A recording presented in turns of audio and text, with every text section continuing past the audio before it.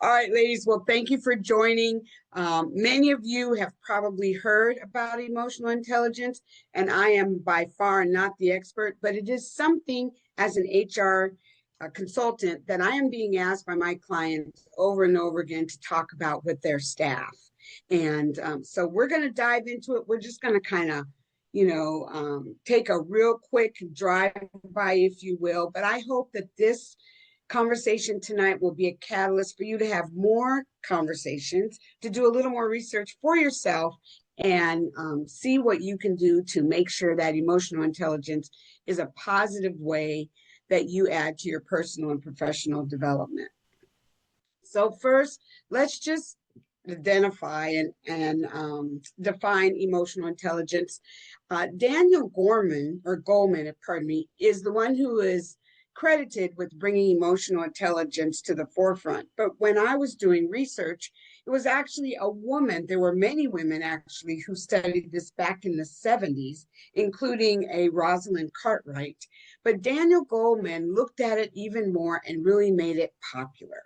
So emotional intelligence is also referred to as EQ, or your emotional quotient. So you'll hear EQ or EI, but it's both referring to the same thing. So emotional intelligence is really the ability to recognize, understand, and manage our own emotions, while also recognizing, understanding, and influencing the emotions of others. Now, that's a bit of a mouthful. The way that I like to kind of shorten it is to say emotional intelligence is when we are aware of how people experience us. And so that's a way that I've kind of put this term on for my own life. And I hope at the very end, I'm going to ask each one of you, what is your own definition of emotional intelligence as we go through this? So I'm going to walk through a few slides, and then you'll have a chance to actually take a quick assessment online. I'll put it in the chat, and then we'll talk about the results.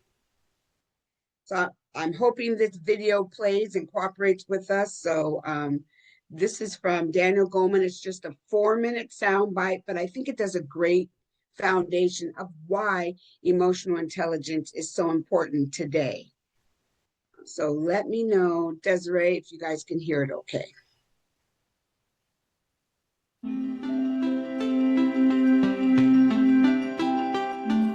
Since I started writing about and researching emotional intelligence in business, I found that the data in support of it has only gotten stronger. I saw recently a study, this surprised me, engineers, software coders and so on, were evaluated by their peers, people who work with them day in to day, on how successful they were at what they do. This turns out to be one of the strongest predictors of success in any field. And that was related with their IQ on one hand and their emotional intelligence on the other. And when I say emotional intelligence, they were evaluated on a 360 that looks at all 12 of the key emotional intelligence competencies and that distinguish star performers from average. The surprise was this: IQ correlated zero with their success as rated by peers. Emotional intelligence correlated very, very highly. Well, why would that be? Well, consider this. In order to be an engineer, you have to have an IQ about a standard deviation or more above average. That's an IQ of about 115 or so. And another recent paper shows that there's no relationship between career success and an IQ above 120. The reason is this: there is a strong floor effect for IQ in any role. All engineers have an IQ of 115 or more. So the range of variance is very reduced for IQ and success. Emotional intelligence, however, varies radically. So emotional intelligence means how well you manage yourself. Can you work toward your goals despite obstacles? Do you give up too soon? Do you have a negative outlook or a positive outlook? These are all emotional intelligence competencies that matter for success. Then there's the relationship competencies. Can you tune into other people? Do you notice other people? I remember hearing about 2 MIT grads who went into a giant tech company. One of them went around to other members of her team and asked, "What are you doing? How can I help?" The other stayed in his office and wrote code all day. And it's very clear who was going to get ahead. It was the one who wanted to be a team player. You don't write code in isolation anymore. Everyone works on projects together. You may write the code, but you have to coordinate, you have to influence, you have to persuade, you have to be a good team member. All of those are emotional intelligence competencies that distinguish outstanding from average performers.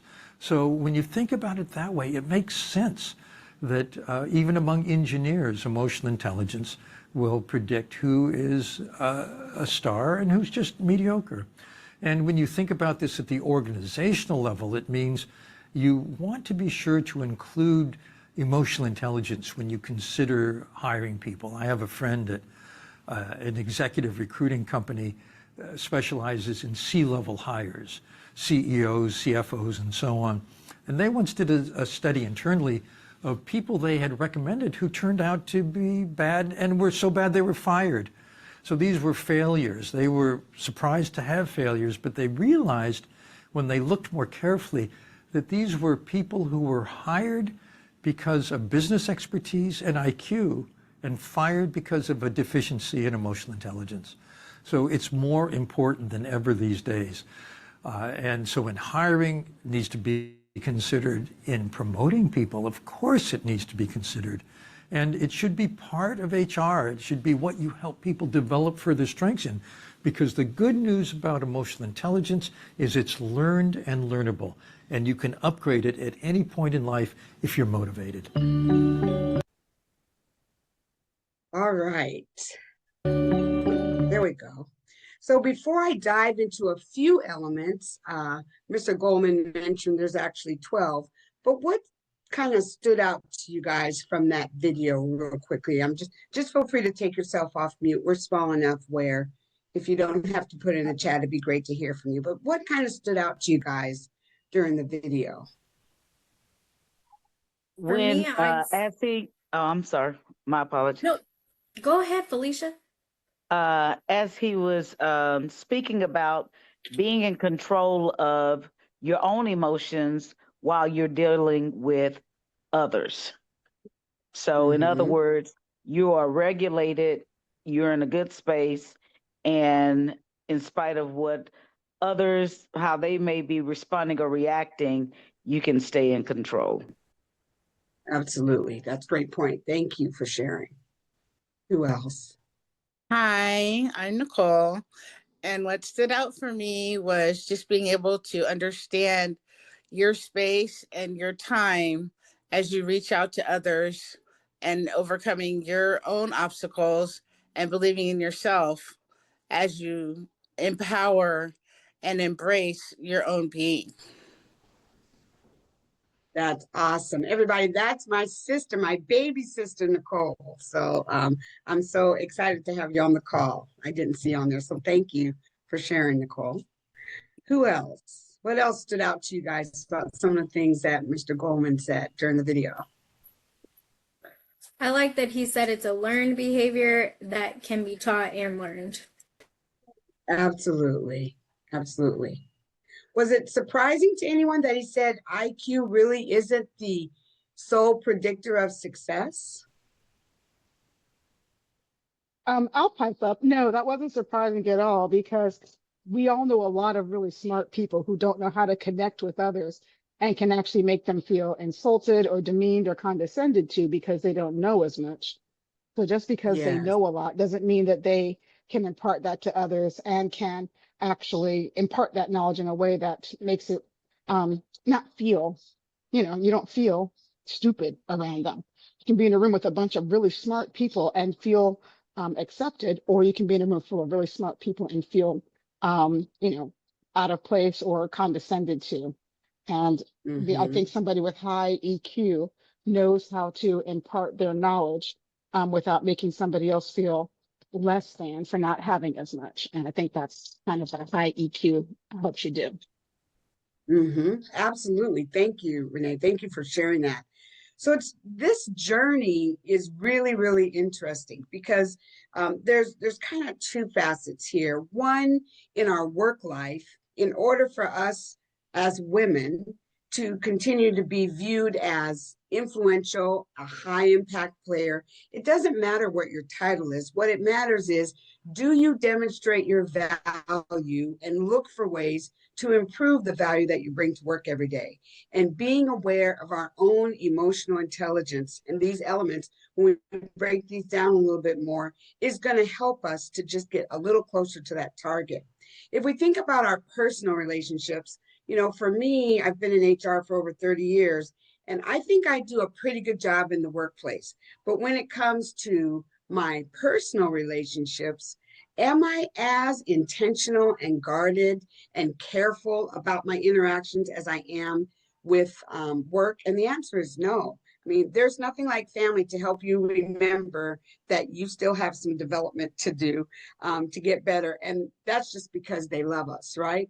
But then each one of us are also on this call, and we've all done our share and probably still involved in some type of community effort. And community work, I think it's even harder than work that we're paid to do, because when we're paid to do it, we just pull ourselves up and make ourselves go.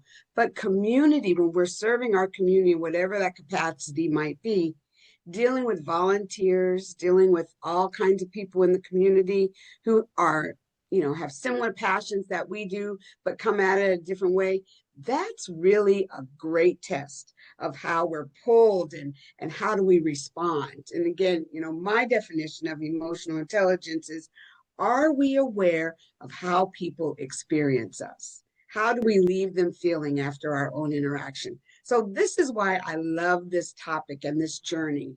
And it truly is something that is learned. And I think as we go through our life, we see different things that may be important. So I want to be mindful of our time, especially since we got started a little late. So let me walk through these things. So Daniel Gorman mentioned there's actually 12 competencies, but he focuses a lot on 5 elements of emotional intelligence. So we're going to focus on these 5 real quickly. And the first one is self-awareness, self-regulation, which is the handling of emotions. Our personal motivation, which I found that one to be an interesting category. Empathy and relationship management, which is also viewed as our social skills. So let's take a look at self-awareness. Self-awareness, if we wanted to unpack that just a little, it talks about recognizing our emotions and their impact when we're presenting, when we're in a meeting, when we're having a discussion, even if it might be with our boss and we're having a disagreement. But understanding what our emotions are and how they impact, and then knowing our strengths and our limitations. And so as we think about self-awareness as an element of emotional intelligence, one personal reflection that I would like for us to think about is to pause and ask, what am I feeling right now? And you don't have to answer this with the group, but this is part of our ability to tune in. When we can say, what am I feeling right now and why? Why am I so passionate about this one thing? And it may seem small to others, but to me, it's really, really important. What's going on inside? That's when we're able to reflect, when we're maybe in a charged situation, and it doesn't even have to be something that's really charged. It could just be starting your day and you're walking into either your meeting or your, it could be a meeting in the community or work, whatever it might be, or having lunch with someone that, you're not quite sure where you stand. What am I feeling? Being able to name and label those emotions and to try to understand why, so we can kind of settle ourselves and move forward and not be just in our emotions. That's just one point of self-awareness. And again, there's so much to this. So I hope that I whet your appetite to do more research. So the second element is managing our emotions. And we're all very familiar with that. We as women are always reminded of how quote unquote emotional women can be. But the reality is emotions are not just something that women deal with. Men deal with it equally, but we deal with it differently. And so when we think about emotional intelligence and managing our emotions, it's okay to have those emotions, but we want to stay calm and focused under pressure. When we're really being, we're being squeezed. This situation is squeezing us, and people are looking to us for some level of direction or input or even agreement. We've got to make sure that we don't just stay in our emotions so we can stay focused and do what we need to do, what is being called upon for us. And also, when we're dealing with an emotional charge situation, we want to avoid making rash decisions driven by strong emotions. Now, there are 3 of us on the call. There may be more that I just don't see, but even within our own organization of Texas businesswomen, when we have board meetings and we're voting on changes in direction or our different focuses or whatever it might be, there's always a lot of emotion involved in those conversations. And if we stay in our emotions and we don't think about our words and how we communicate, we shut people down without maybe even hearing something that's very valuable from different perspectives. And so I can definitely see this at work when we have our board meetings or, our large annual meetings where we're making decisions. So a reflection for us, if we're in an emotional charge situation, use some deep breathing. You can see I just had to take a deep breath myself and reframe to regain control, because think about it. We all know what it feels like when our emotions are starting to ramp up. What happens to us? What are we noticing about ourselves when we can see that we're really heavily invested emotionally in whatever is being talked about? What do we notice? Just a couple of you. There's an increase in blood flow and the heart begins to beat faster. Sometimes your cognitive skills begin to kind of diminish because that part of your brain shuts down. And sometimes it even goes to our stomach. So we have that internal system that needs to get back in control. Absolutely. Thank you. Thank you, Dr. Felicia Green Johnson. She could easily be doing this session for us.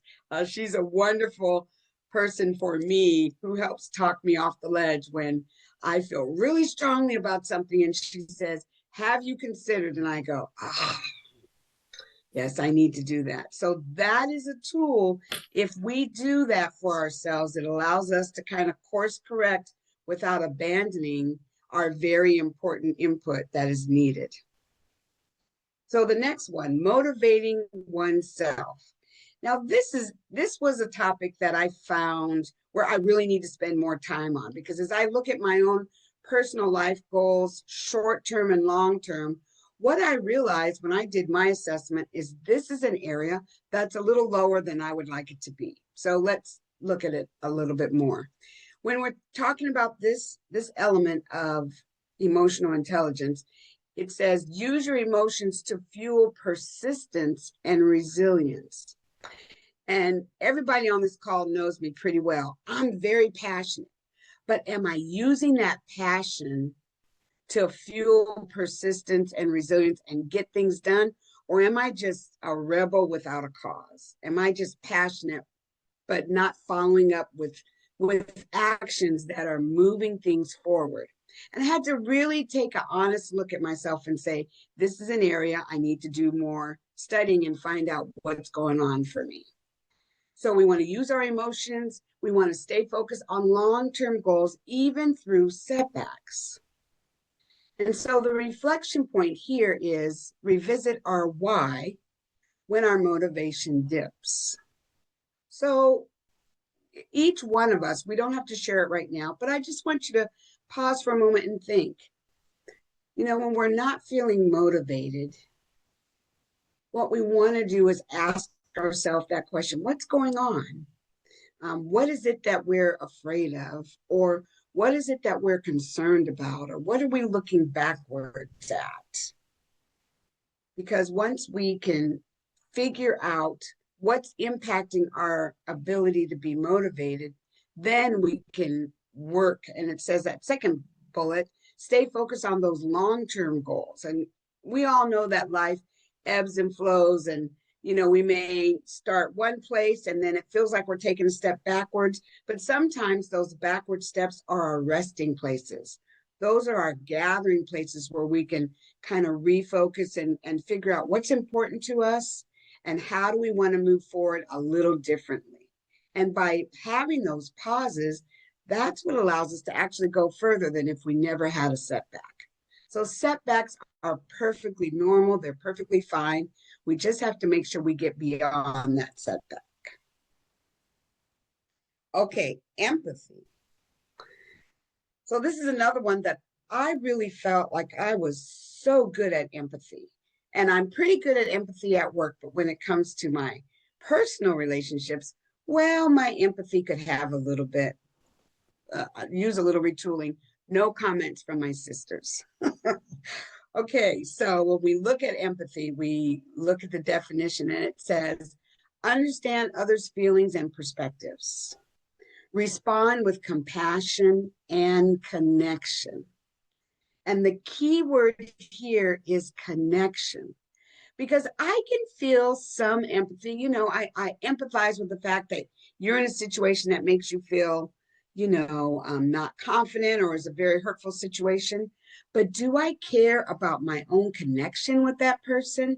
That's where I realized, my empathy was taking a little bit of a dive, because sometimes I can have a conversation, go, oh, that's interesting, and just keep moving. But if I value that person and that relationship, I need to also value my connection to them. And am I communicating that? So the reflection here is ask open-ended questions and listen deeply. Now, those of you who know me know that patience is absolutely not a part of my, it's just not a part of my DNA, but it's a necessary and a needed part of my DNA. So when I think about this reflection, ask open-ended questions and listen deeply, I start to squirm in my own seat, because I think, oh, I don't want to hear all the details. Let's just get to the problem and let's solve it. But that's not empathy. Empathy is putting the other person's situation ahead of mine. So that one really spoke to me. Is there anybody else that relates to either empathy or any of the other ones that I've talked about so far that would like to make a comment before I go on? I'd like to make a quick comment on the one before empathy, where you were talking about what was causing the setback. You've impacted a lot of teams, and me, personally, in multiple ways, with your skill, hill, or will, comparisons to find out what your problem is. And it was always easy for me to tell other people to decide, to figure which one it was, but I wasn't doing it myself. And so when I started doing that for myself first, before I started going into trying to solve something for a client, or, even in my own house, when I took that step to say, which thing is it causing my setback, it helped me solve my problems much faster and much more efficiently and much more effectively. Like I was able to solve it beyond what I was thinking to begin with. So I just want to say I appreciate you for that, because no one has ever given me better advice than that when it comes to setbacks. Wow, Renee, thank you. I would have never put those two together. So thank you. I need to do that for myself as well, to see if it can help me to understand kind of what's going on with my motivation. So I appreciate you connecting that for me. Awesome. Anybody else have anything they'd like to comment on from what we've talked about so far? I would like to say that you have given me courage to achieve my self-awareness and my self-grounding, because for a long time I didn't think I had it, but I do have it now. And being able to hear your emotional support and get your emotional empowerment is very, very great gratitude to me. So thank you very much. Absolutely. Thank you, Nicole. You guys are sweet. Okay. Well, we're going to keep going on. In case you guys think I paid these people, I promise you I did not pay them to join, but I appreciate your support. Okay, so we talked about a couple of the elements. Let's go now to social skill and relationship management. So if you haven't noticed already, emotional intelligence really involves two levels. It's our self-management and then our interaction and management of our relationships with others. And so the social skill or the relationship management piece, there are a couple of aspects here. We want to build strong relationships and trust. So kind of circle trust in your mind, if you will. We want to influence, inspire, and collaborate effectively. So work with others effectively. Notice this has nothing to do with a title. And even though Daniel Gorman talked about, he does a lot of work with CEOs and C-suite individuals, emotional intelligence applies to each and every one of us. And so when we think about how we're building our relationships, we may feel like they're strong, like we can call them and people will do things for us in a pinch. But we also have to realize, are we building trust in those relationships? Is it a two-way street or is it just a one-way self-serving relationship? So those are a few things that we can look at to evaluate how we measure up in this category. So a reflection here is to practice active listening and encourage others' input. Now, when is it the hardest to practice active listening? Anyone can just one person for me, just talk a little bit about what active listening means to you. It's hardest for me when I think I have a great idea. Mm-hmm. Yes. And when we have a great idea, do we really need more input? Because they're going to love it if they would just listen, right? I can relate to that. Yeah. What was that? I said, of course, kidding, but yes, I think it's hard to active listen in really intense situations because I almost tend to think about how I'm being perceived more so sometimes than the information that's being shared or taking others into account. So I have to remind myself that if I'm having a hard conversation, I need to be listening more to other people's cues than worrying about my own. Absolutely. Absolutely. Thank you for sharing that, Desiree. When we are fixers, it's so hard sometimes to allow the process to happen and not fix it and make it really what we do is we cut off the other person. And it's so interesting me to even say that because I do that.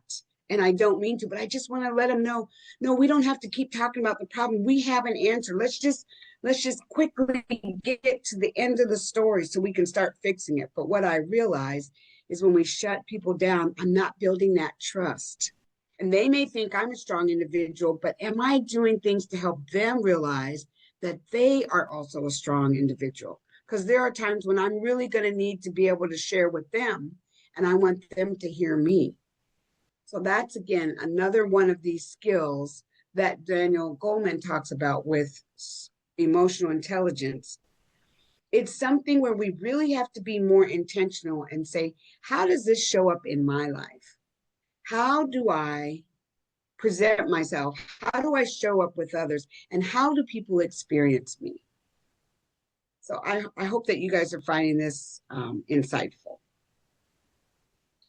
So now we're going to take a quick emotional intelligence assessment. So what I need to do is I'm going to put a link in the chat. It only takes like 3 minutes to do the assessment. You don't have to pay for anything. You don't have to register for anything.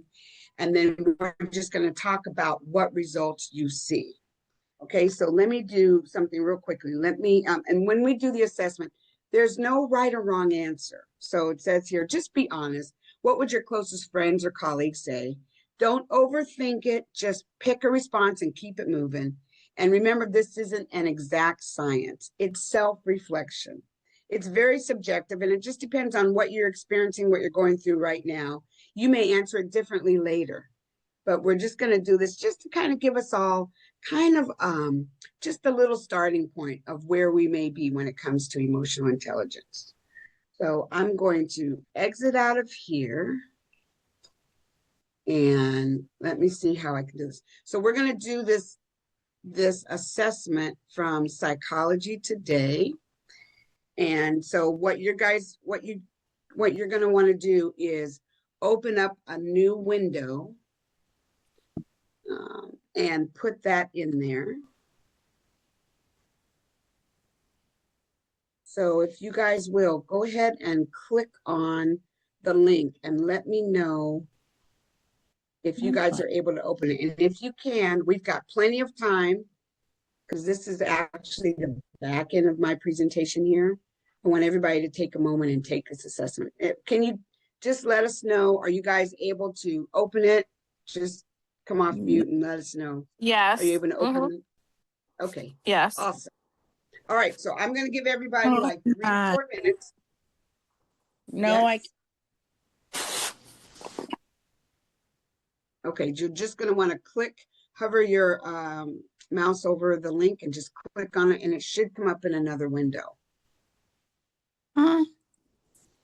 And Nicole, if you're having any challenges, I can call you after the assessment and we can, or after this is over, and then you and I can do it one-on-one, okay? Okay. Okay, good deal. That's perfectly fine, not to worry. Okay. Take a couple of minutes and just put in the chat when you're done, and then I'll jump back into the presentation.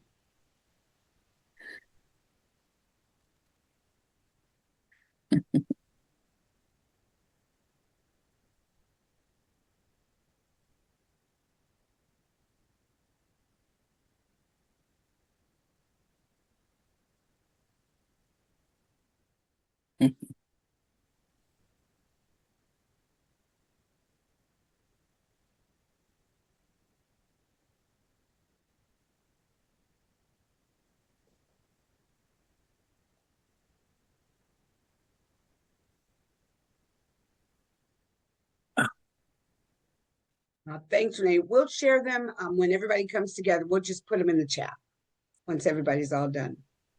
Just hold on to that. Thank you so much. All right, we have a couple of done. Let me just go close my door a little tighter. Hold on one second.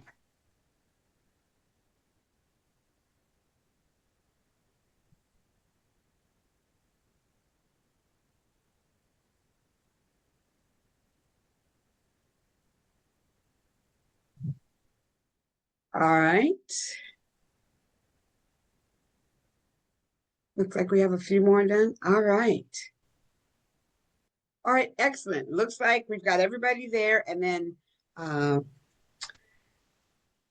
Nicole, I will visit with you one-on-one. So go ahead and feel free to put in your score. And just know you guys did something really fast. So this isn't your end-all be-all. It's just a place to kind of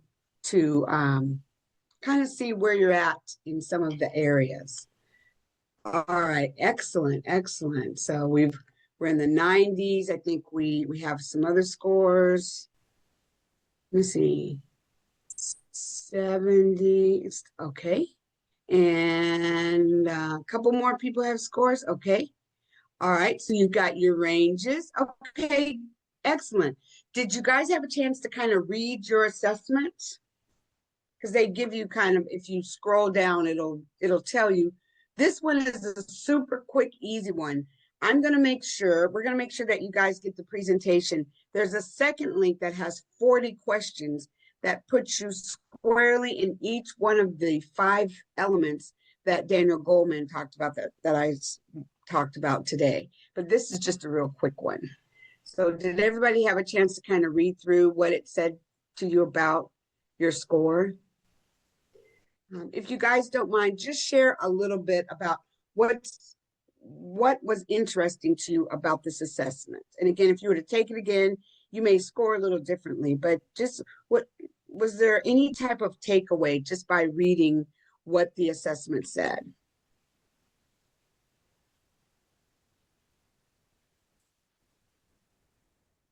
Anybody want to share? Whether you agree or not? Okay. Sure, I'll share. Okay. Based on this, I give other people's emotions much more validation. And attention than I give my own. So that's what I learned from that. Okay. Okay. Interesting. Good. So again, that self-awareness is really, really important. Thank you for sharing, Renee. How about a couple more? What did you guys take away from that? And again, I realize it's a super small, super quick one, but I wanted you to have a way to connect with this concept. What did you guys think of your scores or the feedback? Miss Alicia, where are you? Well, it's not Alicia, but it is I'm Felicia. here. Oh, Okay. go ahead. I'm here. Go So ahead, Alicia. I scored 96 out of 100. And it Okay. basically says I shine as a leader, parent, or both, a true Mm-hmm. nurturer. And I say that this is years of growth therapy, and just Mm-hmm. having different outlets that I use to Mm-hmm. get to this level of Okay. emotional intelligence. Yeah. Okay, great. Thank you. And thank you for sharing that therapy. I mean, we all need help, and that's something that we Mm-hmm. don't do enough of. The more I get to know people who I view are very healthy, I find out that they actually have therapists and counselors. And I'm like, that's something I don't do for myself. So I think that is very, very important. Yes, Thank you. self-care is very important. Yeah. Yes, it is. It is. Okay. Thank you for sharing. Felicia, what were you going to share?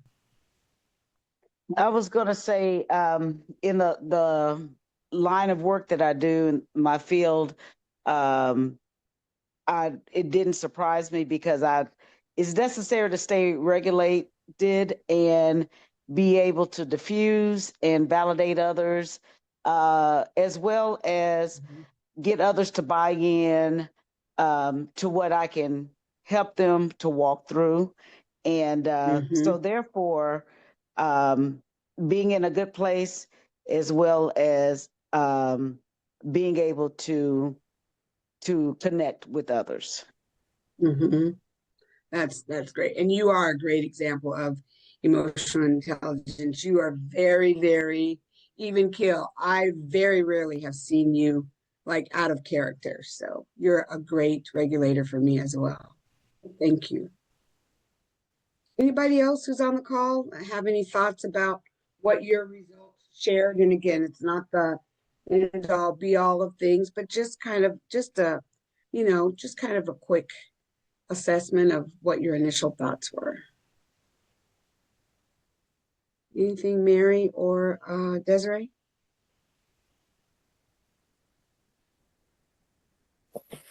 I think we're always our most self-critical when doing these evaluations, Yes. because I think of myself as having pretty high emotional intelligence, but then I find myself like being more hard on myself, like, oh, I could have answered, I could have done this different in a situation. So Mm-hmm. my biggest thing is Mm-hmm. handling my own emotions in a stressful situation. I'm really good in the professional Mm-hmm. environment or like in a crisis, but I tend to Mm-hmm. like in a high stress, I tend to let my emotions wear on my sleeve a little bit more. Mm-hmm. Well, we've all been there and many times can go right back there tomorrow. So it is something that we're all, I think, working on. So that's great. And really, the first step to any slight adjustment is just self-awareness, right? We just have to be aware. We have to be aware of our behavior. We have to know how to call it. And then we have to know what do we want to do differently. Okay. Anybody else before we continue? Want to be mindful of our time, but I really appreciate you guys participating. Okay, so as we put it all together, the 5 pillars of emotional intelligence: self-awareness, self-regulation, motivation, empathy. Remember, empathy is more than just caring about the person, but it's also caring about how we connect with people. and then our people skills or our relationship management.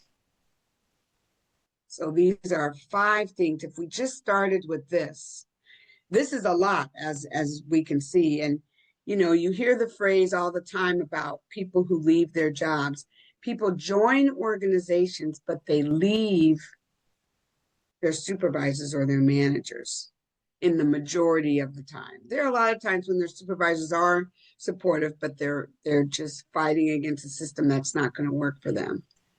But our relationships and how we show up for people, who are counting on us, it matters. It truly, truly matters.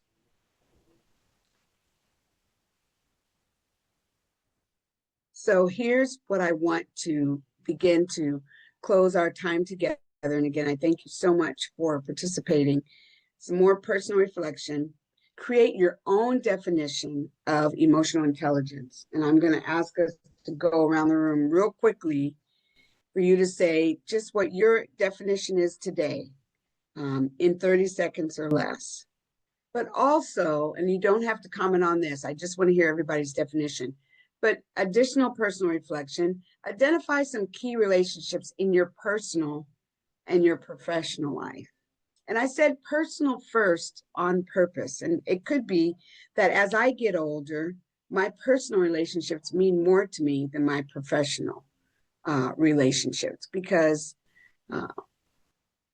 people who count on me, I want to make sure that I'm figuring out how to be there for them and not just pursuing my own personal or my own professional goals. So I think I'm starting to shift a little bit. Let me do another personal reflection, and then we'll go back to your definition. The other next steps, take another detailed assessment online. There's lots of free ones. Don't pay for them. There's plenty of free ones out there. And you can do your own research on what's important to you. And then discuss the details with a mentor or a trusted friend and get a little bit of feedback. How do I show up for you in situations? How do you feel this assessment is, or this particular item is? And then increase your own commitment to improving your own emotional intelligence. And again, when you get this assessment, when you get this presentation, there'll be a second assessment, and you can click on that link. That has 40 questions, and it's by the Global Leadership Group, and that will specifically give you scores in each one of the 5 elements that we discussed tonight. So I'm going to stop sharing my screen so that I can just see you guys for a hot minute before we close. And just ask you to, as we go around the room, so to speak, go around and just say, what is your definition after tonight of what emotional intelligence is? And I see Olivia. Hi, Olivia. Olivia is joining us from New York. So we have a national event today. I'm so excited to have people join in. So anyone who wants to share their definition, just real quickly, and I promise to let you go in the next 2 minutes. So what's your I can definition? start. Okay. This is Alicia. I define EQ as being aware of what I say and do and how it is impactful. So whether impactful on others, impactful on society, impactful on the environment. But that's how I define EQ. Okay, awesome. Thank you. Appreciate that. Who wants to go next? I'll go next. Okay. So I define EQ now as not just taking others' emotions into consideration when I'm having that conversation, but taking into account where I am at that time. And what you said, Pat, about feeling a different way, like the way that you respond to that same situation under different circumstances personally, can affect the way that you actually do that. And so I'm going to work harder at honoring what's going on with me before I just go off the rails with either an answer or a solution that might not even be the best one because of where I'm coming from. So more self-evaluation before I respond is going to be the way I handle it professionally. And personally, I'll keep doing the same thing.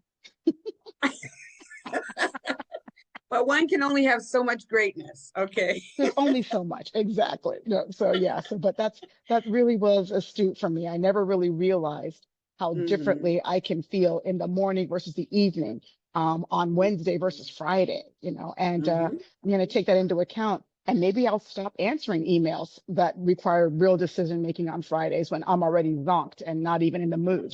So that was really powerful for me. Thank you for that, Pat. Awesome. Thank you. Those are great shares. Anybody else? I know we're right at 8 o'clock. So again, I want to honor your time, but I'd love to hear from you. If anyone has anything to share. Anybody else? Your definition or your takeaway from I tonight? think my takeaway hearing from some really powerful, amazing women in the room tonight is it's a continuous effort, right? So, like you Mhm. said, it's something that you can fall back into or move away from. And so that's a constant reminder. So, that's really good. Thank you for that. Awesome. Thank you so much. Appreciate that. Olivia, I'm not sure how much you were able to hear, but we definitely thank you for being on the call. And again, it's recorded. So I don't want to hold you guys longer, but thank you so much. If we don't have your email, please, I know everybody on this call. So if I don't have your email, just text me your email real quick, and then I'll make sure that Desiree has the presentation and make sure that everybody gets that so you can do the other assessment that's a little bit detailed. And the other one only takes about 5 to 6 minutes, but it'll give you more detailed information on those 5 elements. So, all right, guys. Well, have a great emotional intelligence week. Rest of the week, thank you all for the gems that you shared, but most importantly, thank you for sharing yourself and being so supportive. So, have a great evening, and we'll see you soon. Thank you, Bye-bye now. Pat. I Thank you. enjoyed it. Bye, Pat. Wonderful. Thank you, Pat. Thank you. Bye, Thank you, everyone. Pat. Take care of Beautiful Thank you, yourselves. job, guys. Good Romy. night. Appreciate it. Get some rest. I will. I will. I will. Okay. Olivia, I'll give you a call.